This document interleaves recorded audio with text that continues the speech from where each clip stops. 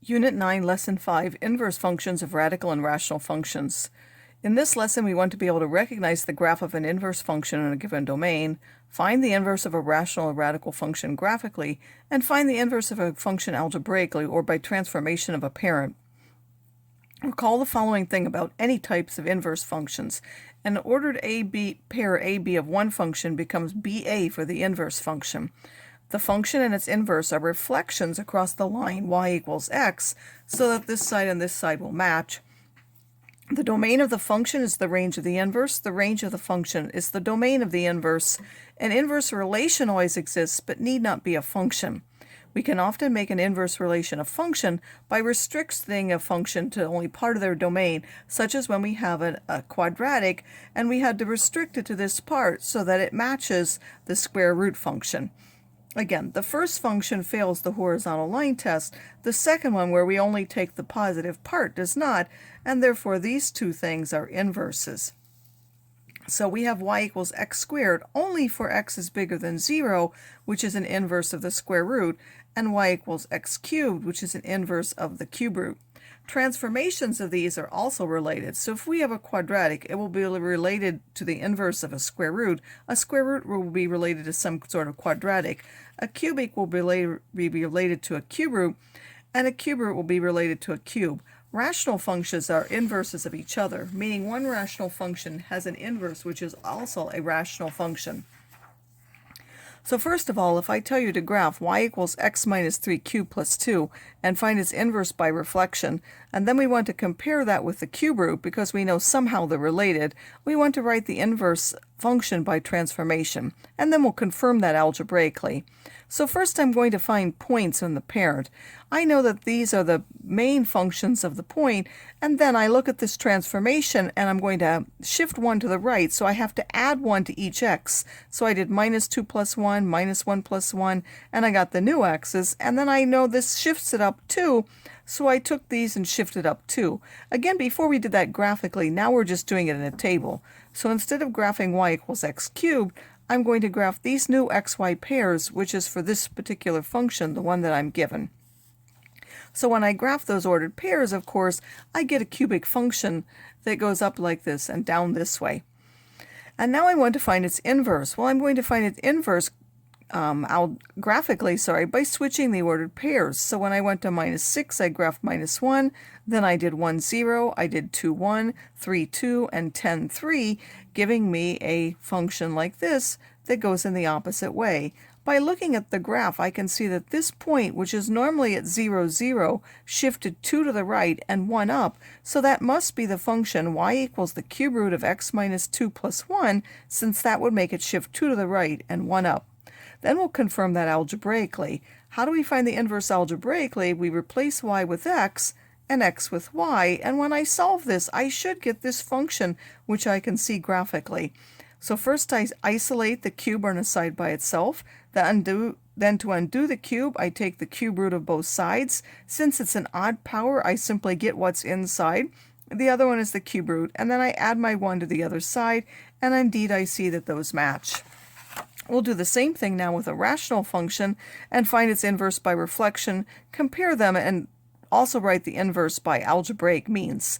So first of all, I did x and y equals 1 over x because this is related to that. That's the parent is 1 over x since there's a 1 at the top and then there's an x on the bottom. And I simply put in some basic points and found some values. Then this shifts 1 to the left, so I have to subtract 1 from each of these x values. Minus 1 minus 1, minus a half minus 1, 1 half minus 1, and 1 minus 0 give me these points. Then this one shifts up 1, so I'm adding 1 to each y. I added 1 to each of these values to get the values in this column. Again, then I'm not going to graph this at all. I'm simply going to graph this function, which are the values for this point. I could, of course, just pick values on either side of the asymptote, x equals minus 1 as well. So once I've graphed that, that's this particular function, the one in black, and now how can I graph its inverse? Again, I switch the ordered pairs. Besides switching the ordered pairs, I also need to switch the asymptotes. The original function has an asymptote, a vertical asymptote of x equals minus 1, and that will become a horizontal asymptote of y equals -1 for the inverse. The original function had a horizontal asymptote of y equals 1, and that will become a vertical asymptote of x equals +1 as well. So I used my points along with the asymptotes, and I managed to sketch my graph by going towards the asymptotes. Also knowing those asymptotes, I can get a function. This one had a c which was 1, and then I had to shift 1 to get to the 1 to the right to get to x equals 1, so I have to subtract 1 here, and then I had to put 1 down, so I put a -1 here. So by comparing this with what I know works for functions, I can guess that this is the inverse of the original function. We now want to show that algebraically as well.